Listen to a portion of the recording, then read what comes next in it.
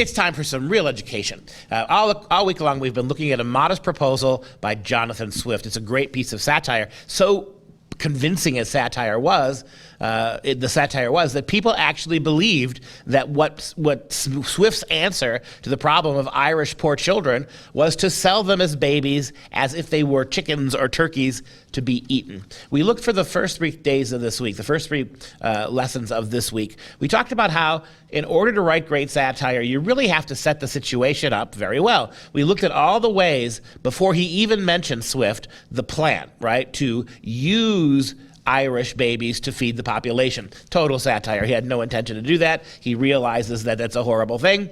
But if you're going to ignore and let these kids die, Swift wants to get your attention. So he went to we looked at Monday, Tuesday, Wednesday, how carefully he set up the believability of his story. When he gets to the meat here, where he actually lays out his proposition, people go along with it. Listen to how he finally makes his announcement about what his plan really is.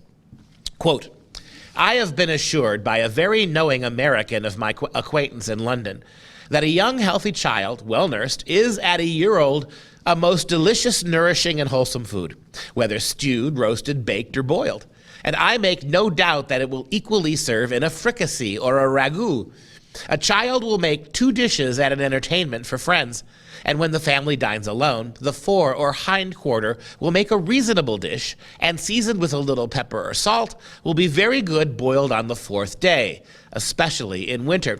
I mean, notice what he does. He completely glares over the taboo nature of this, the cannibalistic aspects of this, and gets right down to the nuts and bolts of how do you prepare these children to be eaten. Look at the last part of it here.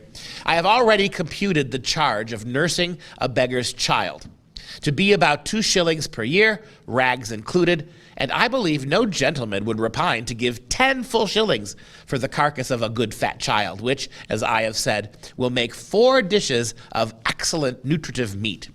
Those who are more thrifty, as I must confess the times require, may flay the carcass, the skin of which, artificially dressed, will make admirable gloves for ladies and summer boots for fine gentlemen." So even when he gets to the point, after he's done all his work to make the situation seem so serious, is to tackle this as if there were no moral scruples. If he was simply talking about a new set of recipes for a new exotic meat brought over from the New World. That's how real satire works. And it is a really important way to move people morally back to the truth and away from their preconditions.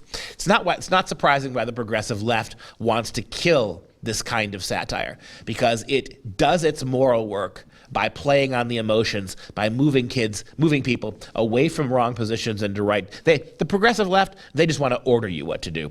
This is a much more subtle and therefore more effective and more fair way of doing things.